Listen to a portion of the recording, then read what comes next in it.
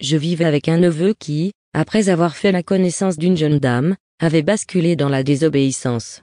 J'ai toujours imposé la prière à tous ceux qui vivent sous mon toit et, bien qu'ils le sachent, ils s'arrangeaient désormais à déserter les séances de prière.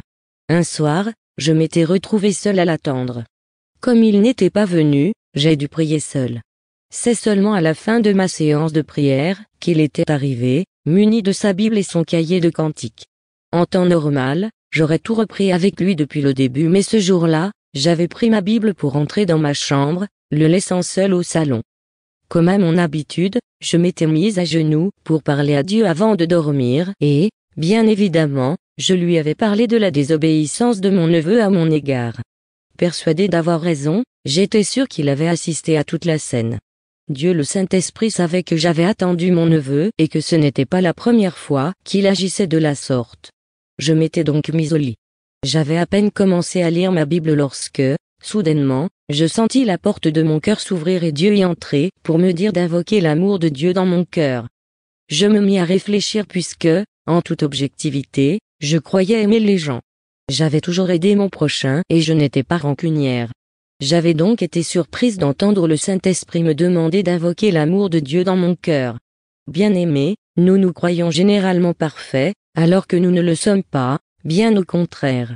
Nous ressemblons à ce pharisien qui, debout dans le temple, priait ainsi dans Luc 18, 11, « Ô Dieu, je te rends grâce de ce que je ne suis pas comme le reste des hommes, qui sont tout ravisseurs, injustes, adultères, ou même comme ce publicain. Je jeûne 2 fois par semaine, je donne en dîme tous mes revenus. » Quant au publicain, il se tenait à distance, n'osant même pas lever les yeux au ciel. Cependant, il se frappait la poitrine en disant, « Ô Dieu, sois apaisé envers moi, qui suis un pécheur. » La Bible nous dit, au verset 14, que celui qui descendit dans sa maison et qui le méritait davantage que l'autre, fut le second, le publicain. Je me croyais juste aux yeux de Dieu, mais par rapport au regard de Dieu j'avais des choses à me reprocher. Dieu le Saint-Esprit me demanda d'invoquer l'amour de Dieu dans mon cœur. Après cette surprise, encore fallait-il que je comprenne ce que le Saint-Esprit voulait dire par là. Spontanément, je me mis à répéter ceci en moi, j'invoque l'amour de Dieu dans mon cœur. Je ne faisais que répéter cette phrase de façon mécanique lorsqu'un jour, à l'école biblique en 3e année, l'un de nos professeurs vint nous annoncer que nous allions commencer un nouveau cours intitulé « L'amour de Dieu ». Au fur et à mesure que l'enseignant avançait dans son explication, je compris que Dieu me demandait d'aimer sans juger. D'aimer même ceux qui m'offensent. Il a aimé le monde, et a offert son Fils unique pour notre salut alors que nous ne le méritions pas. Eh oui, Jésus est mort sur la croix, il a offert sa vie en sacrifice pour le juste et pour l'injuste, pour le brigand comme pour le gentil, pour le bon ainsi que le mauvais. Dans Matthieu 5, 43-48, Jésus a dit, « Vous avez appris qu'il a été dit, tu aimeras ton prochain et tu haïras ton ennemi, mais moi je vous dis, aimez vos ennemis, bénissez ceux qui vous maudissent, faites du bien à ceux qui vous haïssent, et priez pour ceux qui vous maltraitent et qui vous persécutent, afin que vous soyez fils de votre Père qui est dans les cieux.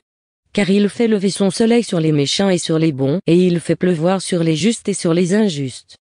Si vous aimez ceux qui vous aiment, quelle récompense attendez-vous? Les publicains aussi n'agissent-ils pas de même? Et si vous saluez seulement vos frères, que faites-vous d'extraordinaire? Les païens aussi n'agissent-ils pas de même? Soyez donc parfaits, comme votre Père céleste est parfait. Je compris alors que Dieu était en train de me transporter vers une autre dimension.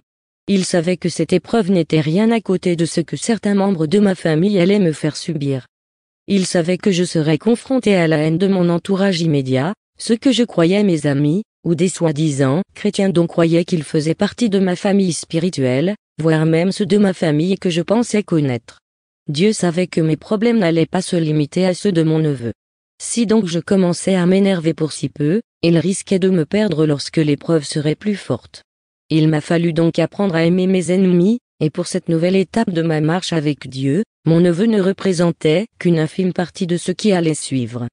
Il me fallait lui pardonner si je voulais pardonner aux autres par la suite.